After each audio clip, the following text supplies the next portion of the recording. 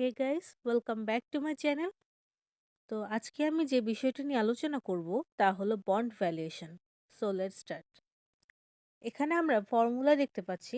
এই ফর্মুলার মাধ্যমে একটি নির্দিষ্ট সময় শেষে ভ্যালু কত হবে, মানে একটা নির্দিষ্ট বন্ডের যে ভ্যালু কত হবে সেটা আজকে আমরা বের করা শিখব। So let's start. যখন প্রশ্নে সময় দেওয়া থাকবে তখন আমরা এই সূত্রটি ব্যবহার করব, এবং যখন প্রশ্নে কোনো সময় দেওয়া থাকবে না তখন আমরা এই সূত্রটি ব্যবহার করব। এখানে মূলত আইএনটি বলতে বোঝানো হয়েছে ইন্টারেস্টের পরিমাণকে। আর মানে বোঝানো হচ্ছে ডিসকাউন্ট রেট, এন মানে হলো সময়, এবং এমভি হলো maturity value.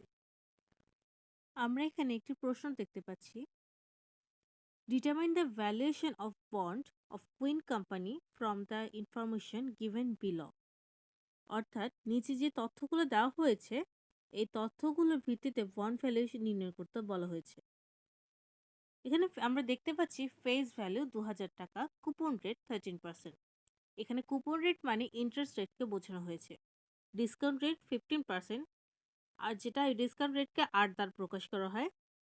Maturity period 7 years, এই ম্যাচুরিটি পিরিয়ডকে এন দ্বারা প্রকাশ করা হয়।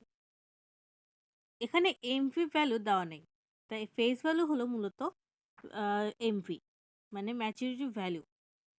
আমরা সবসময় এটা ব্যবহার করব, ফেস ভ্যালুকে সর্বদা এমভি হিসেবে ব্যবহার করব। যেহেতু এমভি এর মান প্রশ্নে দেওয়া নেই, তো সেই ক্ষেত্রে আমরা ফেস ভ্যালুকে এমভি ভ্যালু হিসেবে ব্যবহার করব। এখানে কুপন রেট দেওয়া হচ্ছে 13%।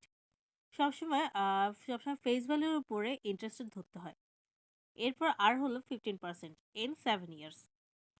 এখন আমরা মানগুলো বসিয়ে ক্যালকুলেট করে বন্ড ভ্যালু এর মান বের করছি।